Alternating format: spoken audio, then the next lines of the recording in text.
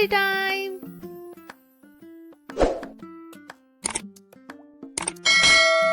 बहुत पुरानी बात है। एक छोटी सी बच्ची थी। उसका नाम था नन्ही। नन्ही हमेशा एक लाल रंग की चुन्नी पहनती थी। ये चुन्नी उसकी नानी ने बनाई थी। हमेशा लाल रंग की चुन्नी पहनने के कारण सभी लोग नन्ही को नन्ही लाल चुन्नी कहने लगे। नन्ही लाल चुन्नी की नानी पड़ोस के गांव में रहती थी। एक बार उनकी तबीयत बहुत खराब हो गई, तो नन्ही की माँ ने कुछ फल और सूप देते हुए नन्ही से कहा, नन्ही, तुम्हारी नानी की तबीयत बहुत खराब है। मैं तुम्हें कुछ फल और सूप दे रही हूँ। ये लेकर तुम नानी को दे आओ। पर ध्यान रहे, रास्ते में अनजान लोगों से, अजनबियों से बात मत करना और सीधा नानी के घर जाना। कहीं भटकना मत। नन्ही ने कहा, चिंता मत करो माँ, मुझे नानी के घर का रास्ता अच्छे से याद है। मैं सीधा उनके घर ही जाऊंगी। इसके बाद नन्ही अपनी नानी के घर की ओर निकल गई। अभी वह आधे रास्ते ही पहुंची थी कि वहाँ एक भेड़िया आ गया।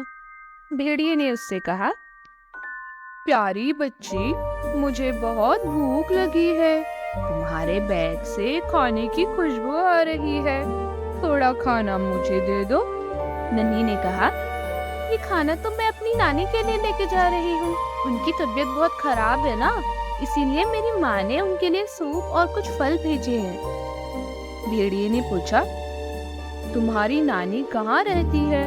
मुझे इस जंगल के सारे शॉर्टकट पता है। मेरे बताए रास्ते से तुम अपनी नानी के घर जल्दी पहुँच जाओगी।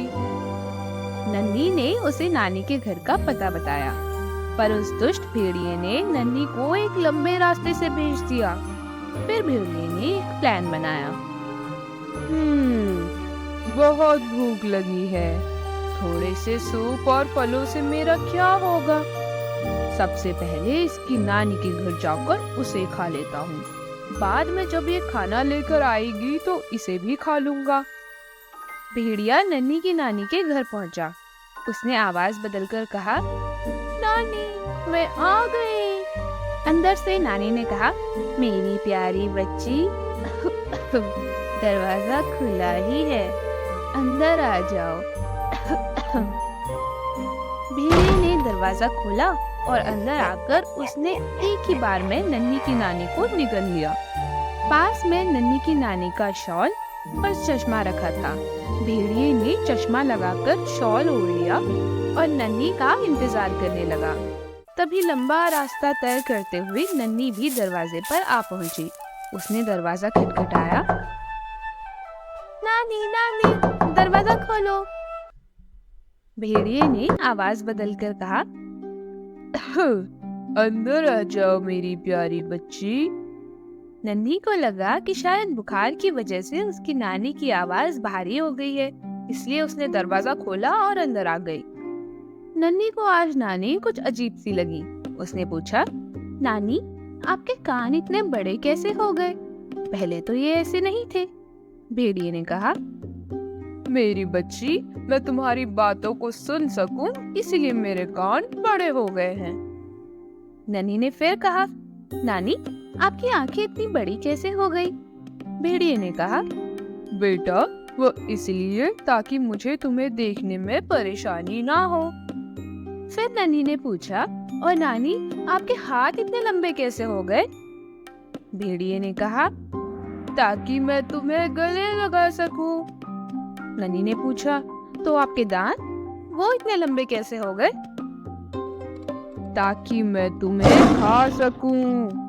इतना कहते ही भेड़िया नन्हीलाल चुन्नी की तरफ कूदा और उसकी नानी की ही तरफ नन्हीलाल चुन्नी को भी निकल गया। इसके बाद वो भेड़िया नानी की पलंग पर ही सो गया और जोर जोर से खर्राटे लेने लगा। तभी एक शिकारी वहाँ से गुजर रहा था। उसे काफी दिनों से एक जंगली भेड़िए की शिकायतें आ रही थी और वो उस भेड़िए से तंग आ चुका था।